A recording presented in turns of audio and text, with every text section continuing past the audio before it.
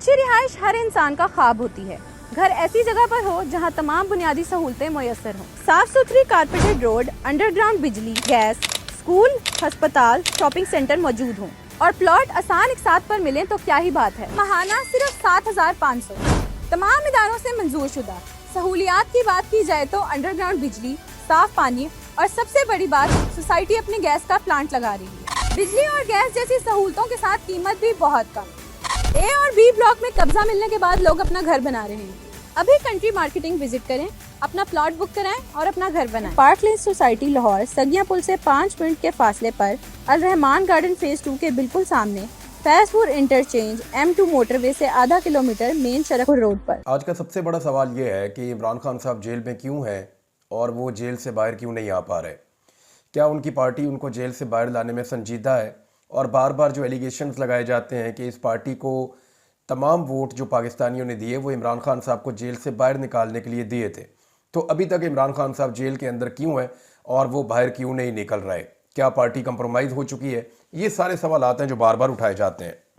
मैं कुछ फैक्ट्स आपके सामने रख देता हूँ और इसके ऊपर हम ऐसी डिबेट करेंगे कि जिसमें वो चीज़ें सामने आ जाएंगी जिन्हें हम नॉर्मली नज़रअंदाज कर देते हैं। देखिए, एक चीज़ तो ये है कि एक मायूसी फैलाई जाती है, बार बार ये कहा जाता है कि इमरान खान साहब की पार्टी सारी की सारी बिक गई, सारे लोग कंप्रोमाइज़ हो गए और सब लोग जो हैं वो अब उस तरफ से खेल रहे हैं, लोग एस्टेब्लिशमेंट के साथ मिल गए या हुकूमत के साथ मिल गए। ये बातें बार बार की जाती हैं। देखिए, जो इमरान खान का साथी है ना, वो इमरान खान का साथी है। अब हो सकता है कि कुछ लोग ऐसे हैं जो ज़्यादा सख्ती बर्दाश्त कर सकते हैं, कुछ लोग ऐसे हैं जो उतनी सख्ती बर्दाश्त नहीं कर सकते। सबके अपने अपने अलग अलग लेवल्स हैं ना, लेकिन इमरान खान के दुश्मन तो नहीं हो सकते। यानी जो लोग इमरान खान साहब की पार्टी में आज भी मौजूद हैं वो कुछ ना कुछ तो उन्होंने कुर्बान किया ही हुआ है ना सबने। अब अगर इमरान खान साहब को बाहर लाना है तो पाकिस्तान तहरीक इंसाफ क्या क्या सकती है, सबसे पहले उन चीज़ों पे गौर कर लेते हैं। नंबर 1, अदालती जंग। पहली चीज़ तो अदालत होती है ना, तो अदालत में क्या पाकिस्तान तहरीक इंसाफ ने इमरान खान साहब के मुकदमात को ठीक लड़ा? तो इसका जवाब है कि जी, मुकदमात तो ठीक लड़े, बल्कि ज़्यादातर मुकदमात में इमरान खान साहब को बाइज्जत बरी करवाया है। अदालत के अंदर पाकिस्तान तहरीक इंसाफ के वकला ने झंडे गाड़े हैं, ज़बरदस्त तरीके से काम किया है। तमाम तरफस्तायत और हथकंडों के बावजूद पाकिस्तान तहरीक इंसाफ के वकला ने अच्छे मुकदमात लड़े हैं।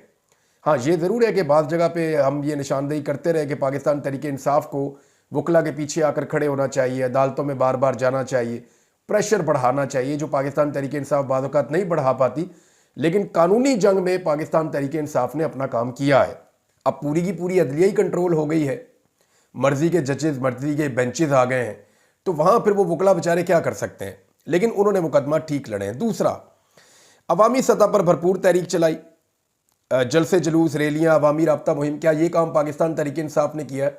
बिल्कुल, ये काम पाकिस्तान तहरीक इंसाफ ने किया है। ये इस मुल्क की वाहिद पॉलिटिकल पार्टी है जो लीडर के बगैर निकल आती है बाहर। यानी इमरान खान की जेल से सिर्फ एक कॉल आती है और पाकिस्तान तहरीक इंसाफ सड़कों पे आ जाती है और वो लब्बैक कहती है उस कॉल के ऊपर। तहरीक इंसाफ ने बड़े बड़े जलसे भी किए, जुलूस भी किए, रैलियां भी की और अवामी राब्ता मुहिम भी उन्होंने चला कर रखी। लेकिन यहाँ एक सवाल पैदा भी होता है, वो ये है कि क्या इमरान खान की कॉल के बगैर कभी पाकिस्तान तहरीक इंसाफ ने खुद से कोई एहतजाज किया इमरान खान साहब के लिए? ज़रा इस पर गौर कीजिएगा। यानी पाकिस्तान तहरीक इंसाफ ने इमरान खान साहब की कॉल पे हमेशा लब्बैक कहा, लेकिन पाकिस्तान तहरीक इंसाफ की जो क़यादत बाहर मौजूद है उन्होंने अपने से कोई प्लान किया कि अब हम इमरान खान साहब की रिहाई के लिए फ़लाँ जलसा करने जा रहे हैं, फ़लाँ जगह जुलूस करने जा रहे हैं, फ़लाँ जगह पे एक रैली निकालने जा रहे हैं। जब भी ऑर्डर दिया, चाहे पेशावर का है, चाहे स्वाबी का है, चाहे इस्लामाबाद का है, चाहे लाहौर का है या जहाँ का भी है, वो इमरान खान साहब ने ऑर्डर दिया। इमरान खान साहब के अहकामात के ऊपर एहतजाज किया गया। खुद से पाकिस्तान तहरीक इंसाफ ने इनिशिएटिव नहीं लिया, उन्हें खुद भी इनिशिएटिव लेना चाहिए था। बदतरीन रुकावटें भी उनके रास्ते में, यानी जितनी रुकावटें उनके रास्ते में डाली जाती हैं इतनी रुकावटों के साथ तो घर से निकलना मुश्किल होता है। लेकिन तहरीक इंसाफ ने बार बार अपना लोहा अवामी मैदान में मनवाया। तीसरा, अपोजिशन का भरपूर किरदार क्या पाकिस्तान तहरीक इंसाफ ने अदा किया? तो कई जगह पे पाकिस्तान तहरीक इंसाफ ने बेहतरीन अपोजिशन की है, चीज़ें जो हैं वो पूरी दुनिया को बताई हैं, चीज़ों को हाईलाइट किया है, असेंबली के अंदर आवाज़ उठाई है, सेनेट के अंदर आवाज़ उठाई है, हुकूमत को टफ टाइम दिया है, प्रेस कॉन्फ्रेंसेस की हैं, वाइट पेपर्स के ऊपर काम किया है। लेकिन कई जगहों पे जहां उन्हें काम करना चाहिए था वो काम नज़र नहीं आया। मिसाल के तौर पे बहुत सारे ऐसे इश्यूज हैं जहां पे अपोजिशन को फ्रंट फुट पे आना चाहिए था, अपोजिशन फ्रंट फुट पे नहीं आई। 26 नवंबर के बाद अपोजिशन जो कुछ कर सकती थी वो हमने देखा कि अपोजिशन उन चीज़ों को उतने ज़ोरदार तरीके से बाज़ जगह पे कर पाई और बाज़ जगह पे नहीं भी कर पाई। जुनैद अकबर साहब को जब मिली ये पब्लिक अकाउंट कमेटी की चेयरमैनशिप, तो मुझे ऐसा लगा कि ये एक ऐसा होता है जो पाकिस्तान तहरीक इंसाफ के हाथ में आ गया तो रोज़ाना की बुनियाद के ऊपर हुकूमत के स्कैंडल्स बाहर आएंगे। मेरी जुनैद अकबर साहब से बात हुई, मैंने उनसे पूछा तो उन्होंने कहा मीडिया रिपोर्ट ही नहीं करता, मैं तो बहुत सारा काम कर रहा हूँ वहाँ पे। तो फिर मैंने उनसे गुजारिश की कि जनाब आपके पास मेरा नंबर है, आप हमारे साथ शेयर कर लिया करें जो भी आपकी कार्रवाई होती है या जो भी पब्लिक अकाउंट कमेटी के अंदर आप कोई स्कैंडल निकाल कर लाते हैं वो स्कैंडल आप हमारे साथ शेयर ज़रूर किया करें। तो जुनैद अकबर साहब ने कहा जी बिल्कुल, अब हम आपके साथ शेयर करेंगे। उनको मीडिया से गिला है कि उनका अच्छा काम भी मीडिया नहीं बताता और जो कुछ भी वो कर रहे हैं वो एक दबाव है हुकूमत के ऊपर, लेकिन मीडिया हुकूमत का साथ दे रहा है। बैनुल-अक़वामी सतह पर क्या आवाज़ बुलंद की पाकिस्तान तहरीक इंसाफ ने? तो बिल्कुल की है। ये वो काम है जो ओवरसीज़ पाकिस्तानियों ने अपने ज़िम्मे लिया और बड़े ज़बरदस्त तरीके से किया है। बहुत बड़े पैमाने पर पूरी दुनिया में पाकिस्तान में होने वाले मज़ालिम के बारे में बताया है, इंसानी हकूक़ की खिलाफ वर्जियों के बारे में बताया है, ख़वातीन और बच्चों के साथ जो जुल्म और ज़्यादती हुई उसके बारे में बताया है, पाकिस्तान में जो इस वक्त पार्लियामेंट की सूरत हाल है, जो रियासत की सूरत हाल है, उन तमाम चीज़ों के बारे में ओवरसीज़ पाकिस्तानियों ने पूरी दुनिया को आगाह किया है। इसमें ओवरसीज़ पाकिस्तानियों ने वाकई बहुत काम किया और इसके नताइज भी हम देख रहे हैं। अपोजिशन इत्तेहाद कायम किया जाए, ये एक बड़ी जिम्मेदारी है। 5वां नुक्ता जो है वो ये है। तो क्या इसमें पाकिस्तान तहरीक इंसाफ कामयाब हुई? तो अब तक की इतला के मुताबिक तहरीक इंसाफ ने एक अपोजिशन इत्तेहाद तो कायम किया हुआ है, लेकिन फजल रहमान साहब के मामले में बार बार एक बड़ा सवालिया निशान खड़ा हो जाता है। फजल रहमान साहब अगर इस हुकूमत से लड़के किसी तरह से अपोजिशन के साथ शामिल हो जाएं तो ये एक बड़ी ताकत बन सकती है, लेकिन फजल रहमान साहब पे भरोसा करना पाकिस्तान तहरीक इंसाफ के बस की बात नहीं है, क्योंकि वो बार बार एक सुराख से डसे जा चुके हैं। छठी जो चीज़ है वो ये है कि ये तमाम फैक्टर्स जितने भी दबाव के हैं, अगर इन सारों को इकट्ठा किया जाए तो क्या इनको पाकिस्तान तहरीक इंसाफ की क़यादत कैश करवा सकी? ज़रूरी ये नहीं है कि आप अवामी एहतजाज को बढ़ाएं, अवामी दबाव को बढ़ा दें, आप बैरूनी दबाव को बढ़ा दें, आप अपोजिशन अपना दबाव बहुत ज़्यादा बढ़ा दें, हुकूमत को हर फील्ड के अंदर टफ टाइम दे। ये सब कुछ हो रहा हो और इससे कामयाबी मिल रही हो, ये ज़रूरी नहीं है।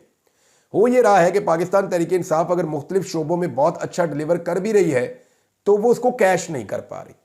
यानी कैश करने का मतलब ये है कि कम से कम वो इमरान खान साहब की रिहाई पर और नए इंतखाबात के ऊपर इस निज़ाम को आमादा तो करे, और ये तब होगा जब एस्टेब्लिशमेंट इस दबाव के नतीजे में पाकिस्तान तहरीक इंसाफ की क़यादत के साथ बैठेगी और ये किसी नतीजे पर पहुंचेंगे कि ठीक है, एस्टेब्लिशमेंट जो है वो अपना सियासी रोल ख़त्म करे, अदलिया के ऊपर दबाव हटाए ताकि इमरान खान साहब बाहर आए और उसके बाद पाकिस्तान एक नए इलेक्शन की तरफ जाए। तो ये जो आखिरी नुक्ता है, यहाँ पर अभी तक मुझे कोई सरगर्मी नज़र नहीं आती। पाकिस्तान तहरीक इंसाफ के कुछ लोग ये दावा करते हैं ऑफ द रिकॉर्ड, और वो बार बार कहते हैं कि हम बहुत करीब पहुंच गए हैं, हमारे एस्टेब्लिशमेंट से भी मुज़ाकरात हो रहे हैं, हमारे दीगर जगहों पे भी मुज़ाकरात हो रहे हैं, बैकडोर चैनल हमारे राब्ते खुले हुए हैं, और ये जो प्रेशर एक अवामी बनता जा रहा है या बैरूनी प्रेशर बढ़ता जा रहा है, इसके नतीजे में हम कोई फ़ैसला करने वाले हैं, लेकिन हमें कोई फ़ैसला होता हुआ दिखाई नहीं देता। यानी अब तक की जो सूरत हाल है उसमें तो पाकिस्तान तहरीक इंसाफ किसी भी जगह पे किसी भी सूरत में कुछ हासिल करने में अभी तक कामयाब नहीं हुई। अच्छा, अब आ जाए आप, दो नए प्रोपेगेंडास है, ये बड़ी खौफनाक चीज़ है, मैं आपके सामने रख देता हूँ। एक तो इमरान खान साहब जो आर्टिकल लिखते हैं ना जेल से, उसके बाद काफ़ी दिनों तक एक प्रॉब्लम क्रिएट हो जाती है। प्रॉब्लम क्रिएट ऐसे हो जाती है कि पाकिस्तान में इमरान खान के अलावा कोई दूसरा ऐसा सियासी स्टफ मौजूद नहीं है, किसी लीडर की सूरत में, किसी बड़े आदमी की सूरत में, किसी पार्टी के मेन रहनुमा की सूरत में, जो इतने बड़े बड़े आलमी सतह के अखबारात के अंदर या जरीदों के अंदर कोई आर्टिकल लिख सके। कोई भी नहीं लिख पाता। यानी नवाज शरीफ साहब आर्टिकल लिखना तो दूर की बात है, वो आर्टिकल पढ़ते भी नहीं है। बिलावल या जरदारी साहब हैं, उनका भी पढ़ने लिखने से कोई ताल्लुक़ नहीं है। बाकी जो लोग हैं उनका भी कोई ऐसा पढ़ने लिखने से ताल्लुक़ नहीं है। तो बड़ा प्रॉब्लम ये है कि इमरान खान साहब क्योंकि लिखने पढ़ने वाले आदमी हैं, वो आर्टिकल्स लिखते हैं और वो पूरी दुनिया के अंदर पढ़े जाते हैं, तो यहाँ पे एक अजीब सी सिचुएशन पैदा हो जाती है, एक एहसास कमतरी पैदा हो जाता है। और उस एहसास कमतरी के बाद बजाय इसके कि अपनी कमी को पूरा किया जाए या अपनी लीडरशिप को ये कहा जाए कि जी वो पढ़े लिखे, कोई थोड़ा सा पढ़ने लिखने का काम करें, कोई थोड़ी सी मेहनत करें, वो करते ये कि इमरान खान के ऊपर अटैक कर देते हैं कि इमरान खान ने आर्टिकल कैसे लिखा।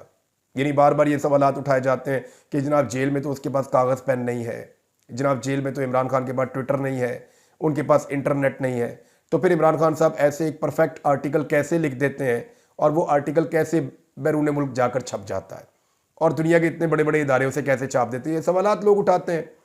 तो मामला ये है कि अगर आर्टिकल बाहर कैसे आता है, आर्टिकल लिखा कैसे जाता है, आर्टिकल छप कैसे जाता है, अगर ये आप लोगों को पता होता तो आप लोग इमरान खान की जगह पे नहीं होते।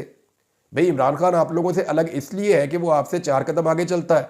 जब इमरान खान साहब बाहर आ जाएंगे तो आप उनसे पूछ लीजिएगा कि जनाब आप आर्टिकल कैसे लिखते थे और कैसे वो पहुंचते थे और किस तरीके से वो इन्फॉर्मेशन जो है वो पास ऑन होती थी और कैसे वो आलमी सतह के बड़े बड़े अखबारात के अंदर, जरीदों के अंदर छप जाती थी।